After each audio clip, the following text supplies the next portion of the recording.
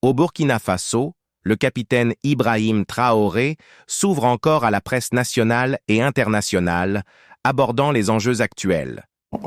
Citoyens, bonsoir chers confrères. Vous disposez également de 20 minutes pour vous adresser au chef de l'État. Bonsoir, M. Sayon. Monsieur le Président, malgré la crise sécuritaire et la conjoncture internationale, l'économie burkinabé se porte bien, avec 1,5 de progrès sur le taux de croissance économique en 2024. On sait que l'amélioration de la situation sécuritaire y est pour beaucoup, mais aussi l'agriculture et le secteur des services. Qu'est-ce qui est fait par le gouvernement dans l'immédiat pour permettre à l'économie nationale de continuer sur cette lancée? D'accord, merci. Je vois que ce sont des chiffres macroéconomiques et nous sommes au courant et on fait le point constamment avec le ministre des Finances. Il y a des efforts qui sont faits. C'est vrai qu'il y a des zones qui ont été sécurisées qui nous permettent de produire. Et donc la production agricole a beaucoup grimpé, ce qui permet une transformation au niveau des petites unités que nous avons, mais aussi de l'exportation pour les excédents de certains produits. Donc ça contribue beaucoup à la balance commerciale. Il y a aussi la question même de l'exploitation minière. Donc il y a un certain nombre de mines qui avaient arrêté l'exploitation, si vous vous souvenez, d'autres en 2020, d'autres en 2018 même, mais qui ont repris aussi. Et tout ça, ça a contribué donc à cette croissance-là.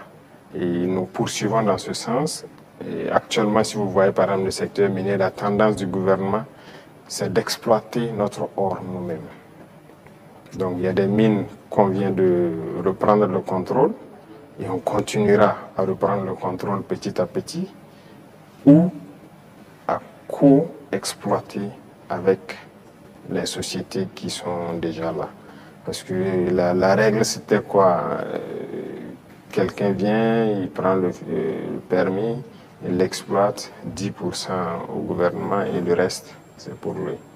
Et d'ailleurs, 10% on n'a pas de contrôle. Donc tout ça, actuellement, on est en train de reprendre le contrôle vraiment pour s'assurer qu'est-ce qu'il sort de notre sous-sol et prendre aussi une part importante. Donc tout ça contribue donc à la croissance économique, vu aussi les initiatives qu'on a lancées dans le domaine agricole. Beaucoup d'autres spéculations ont été donc financées. Et ça permet en tout cas une bonne croissance. Mais pour moi, le plus important, c'est quand souvent le ministre des Finances apporte les chiffres. Je dis, bon, c'est très bien, mais j'envoie quelqu'un, va au marché, tu vois, ce qu'on appelle un empamoré.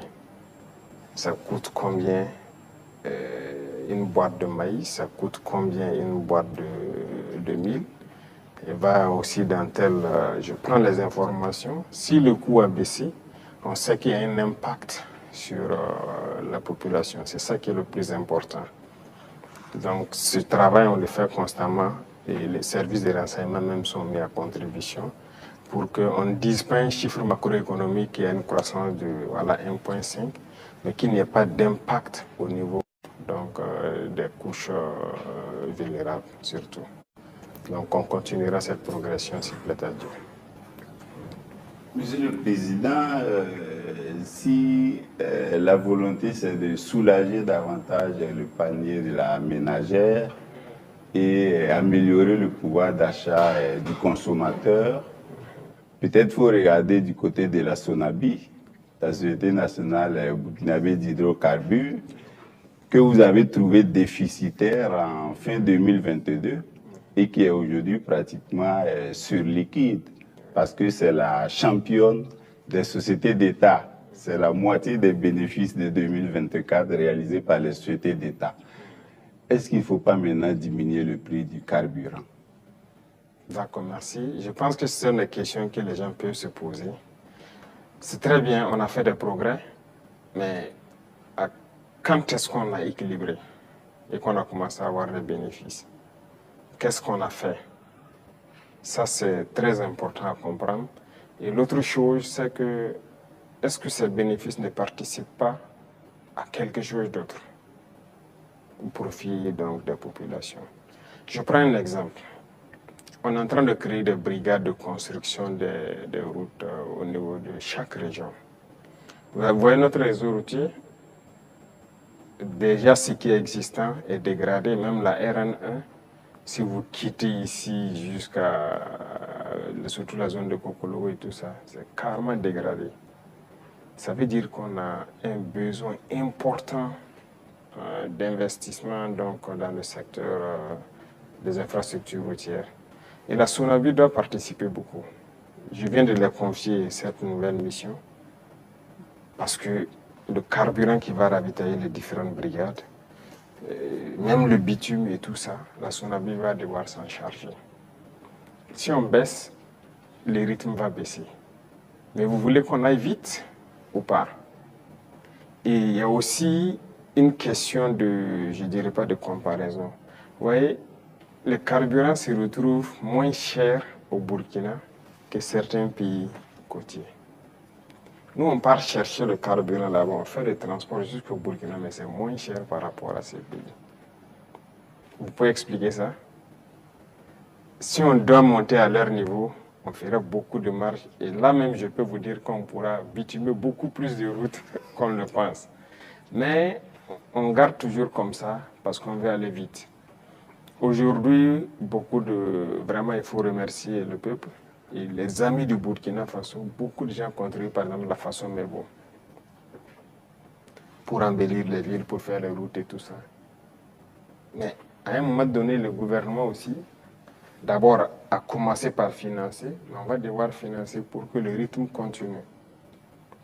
Donc, c'est une symbiose entre nous et le peuple.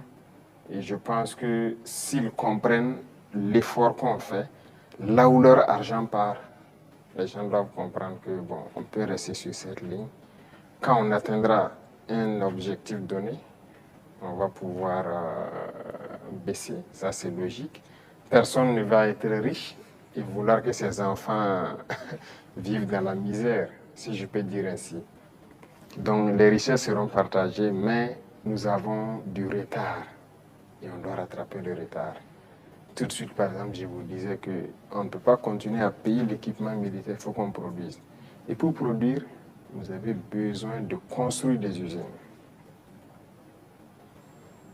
Vous n'irez pas quelque part demander un prêt pour construire une usine de ce genre. Une prise de parole attendue, porteuse d'espoir et de clarification pour le pays.